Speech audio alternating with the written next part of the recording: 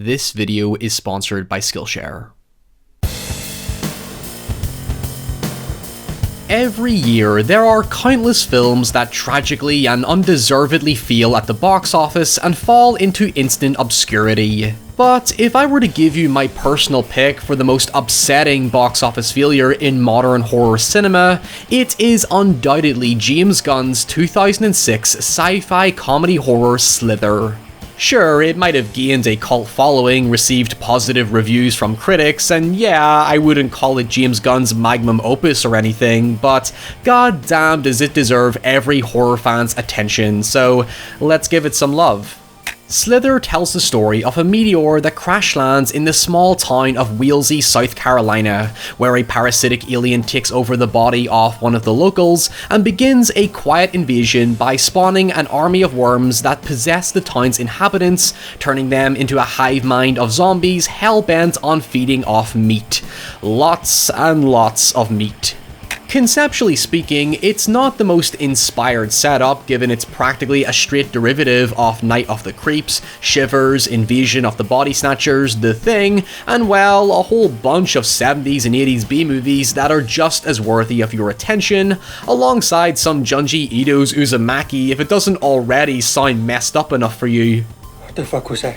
But influences aside, its execution is undoubtedly unique, as it balances quirky, awkward characters and sharp wit with an endless barrage of increasingly unholy practical effects, very loose Lovecraftian undertones, and grotesque Cronenberg-esque body horror.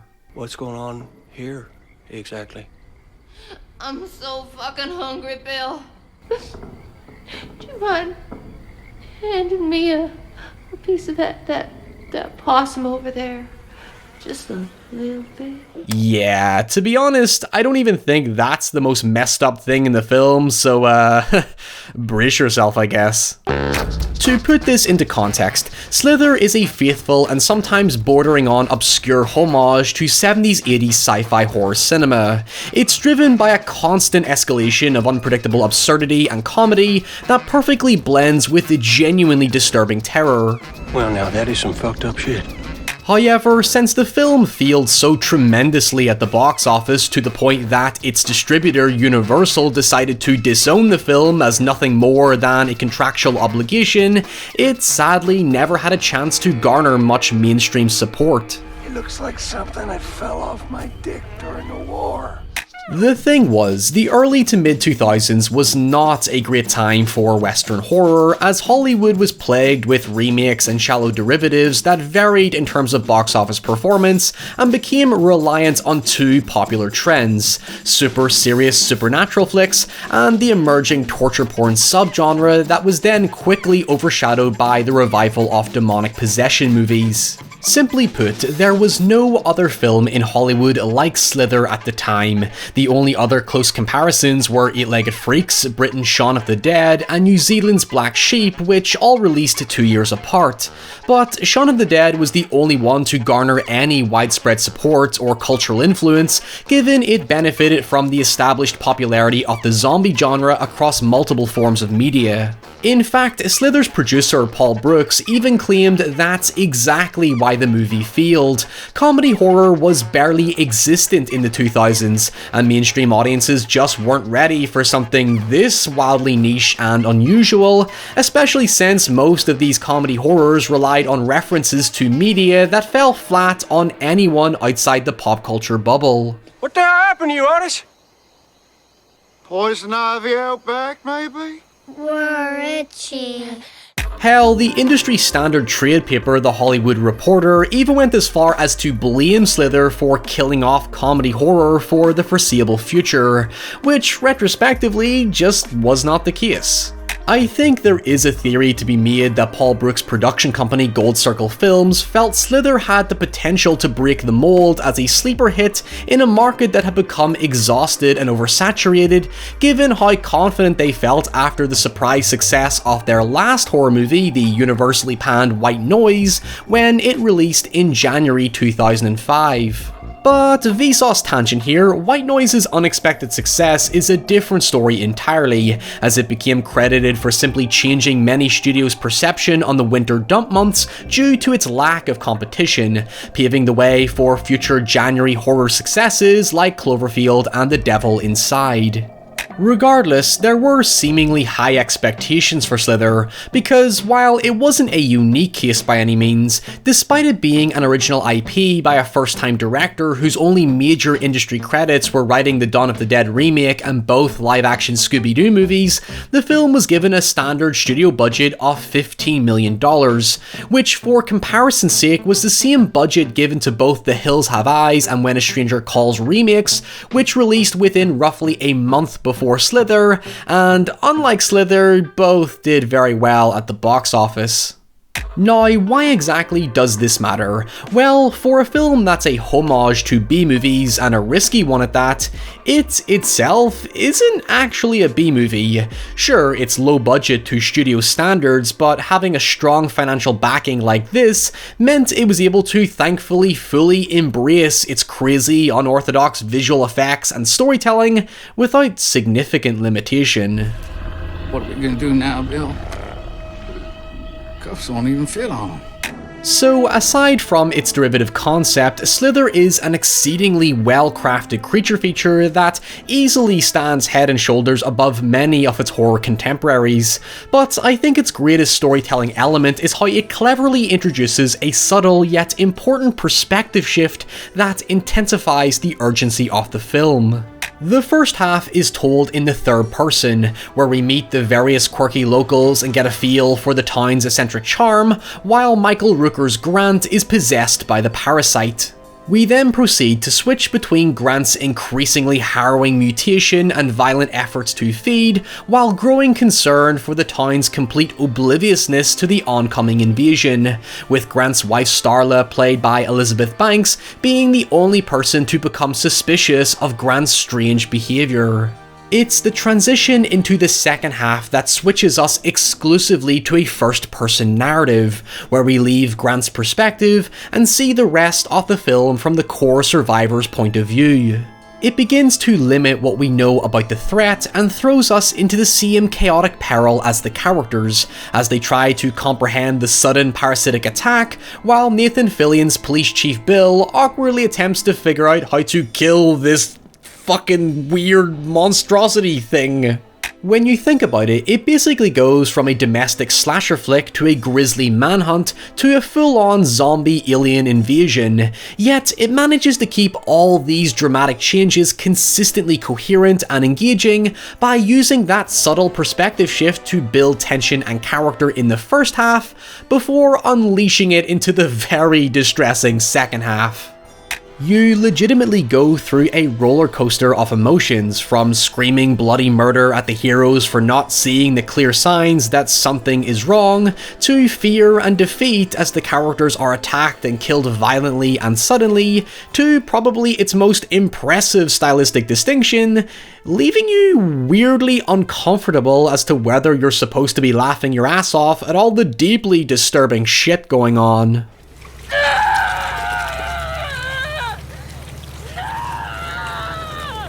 So, how's everybody's evening? Good? Good. Okay, so while I admit analysing comedy defeats its organic purpose, considering how Slither's failure was attributed to it being a comedy over a straight-faced horror movie, I would argue that without its dark and sometimes despicable humour, it just wouldn't have the same appeal. And yes, Office fans, that is Pam. Jenna Fischer was previously married to James Gunn and collaborated with him on several projects, and it's actually thanks to her that Rainn Wilson ended up cast in Gunn's second feature film, Super. Anyway, while there is a lot of conventional quirky comedy, it's the deliberately inappropriate humour during serious scenes that leave the biggest impression. But to understand this, it's worth talking about James Gunn's roots as a filmmaker. In a way, Gunn is essentially what Kevin Smith could have become if he had just stayed focused and refined his craft as a filmmaker, because before entering the mainstream in 2012 after signing with Marvel Studios to rewrite and direct Guardians of the Galaxy, a blockbuster that was was considered at the time to be Marvel Studios' most ambitious and risky additions to their cinematic universe, Gunn built an interesting and diverse career working on many unusual and obscure indie projects that eventually came to define his oddball style of comedy, which he then matured over the years. His filmmaking pursuit began in the mid-90s, working for Troma Studios under the mentorship of producer and filmmaker Lloyd Kaufman. Kaufman and his studio had a cult reputation for their campy exploitation B-movies, which consisted of mostly raunchy sex comedies and splatter flicks, with their most notable cult hit being 1984's violent superhero comedy The Toxic Avenger. While working on many of Troma's productions, Gunn's first writing and producing credit came in the form of Tromeo and Juliet, a romantic comedy that tapped into transgressive art, a cultural movement that aimed to disrupt moral sensitivities with outrageous sex and violence, where being shocking just for the sake of it was kind of its point. The thing was, outside Guardians, because it was made for a universal audience, that transgressive style of violence and sexuality became underpinned in Gunn's other projects, and in particular his previous two directing efforts, Slither and Super, and I wouldn't be at all surprised if we see it in his Suicide Squad sequel. Now, just for clarity, Gunn's work after Troma is not directly transgressive, but the way he weaves humour into serious and sometimes morbid and harrowing circumstances is one of his trademark specialties. If you have ever seen Super, The Belko Experiment, which at first glance you wouldn't believe is actually a dark satire, PG porn, which obviously speaks for itself, and his Beazle segment in Movie 43, you'll know his sense of humour is not exactly for the faint of heart. However, instead of getting into the complexities of it and the ensuing discussion about shock culture and so on, let me explain how it works within the context of Slither. Yet for that to work, I do need to talk about spoilers, so consider this your final warning if you plan on watching the film.